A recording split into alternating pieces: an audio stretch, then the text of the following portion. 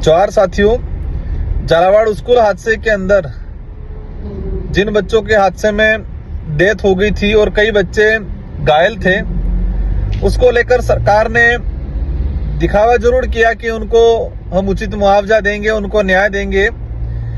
लेकिन आप सभी देख रहे हैं कि इस आजाद भारत के अंदर और जिस कहा जाता है कि अमृत महोत्सव में हमारे सरकारी भ्रष्ट सिस्टम की वजह से बच्चों की जानें गई।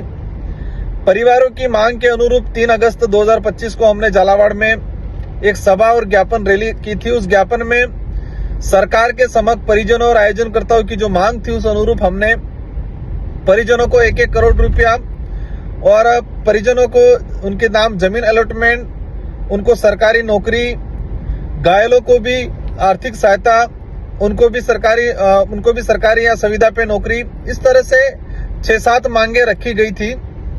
सरकार के समक्ष कलेक्टर साहब के माध्यम से पहुंचाए, लेकिन सरकार ने अभी तक किसी प्रकार का इस पे संज्ञान नहीं लिया गया और सरकार ने इस मामले को पूरे ठंडे बस्ते के अंदर डाल दिया गया है। साथियों, उसको लेके उसी दिन बात हुई थी। अगर सरकार कुछ दिनों में इन पीड़ित परिवारों को उचित न्याय नहीं देती है तो एक बड़ा आंदोलन किया जाएगा। साथियों, अब वो समय आ गया है।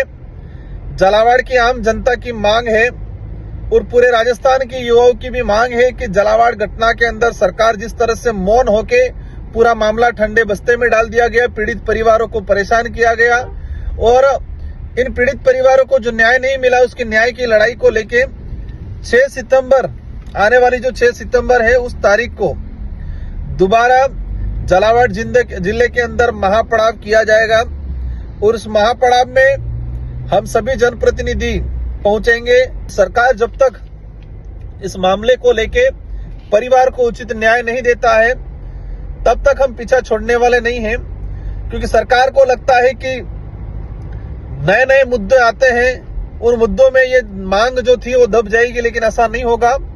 और अवश्य हम 6 तारीख को झालावाड़ पहुंच रहे हैं। सभी को शांतिपूर्वक तरीके से तैयारी करनी है। एक बड़ा आंदोलन किया जाएगा और जब तक मांग पूरी नहीं होगी तब तक धरने पे भी हम लोग रहेंगे वहां पर। ये हमारा प्रयास रहेगा। सभी साथी पहुंचना है झालावाड़ 6 सितंबर। हमारी सबकी जिम्मेदारी है। आज झालावाड़ में उन पीड़ित परिवारों के साथ हुआ, कल किसी और के साथ होगा। जब तक सरकार को इस मामले में सबक नहीं सिखाया जाएगा और सरकार इस पे कठोर कार्रवाई करके और उचित मुआवजा नहीं देगी, तब तक सरकार के समक्ष पुरजोर तरीके से हमारी मांगों को रखा जाएगा।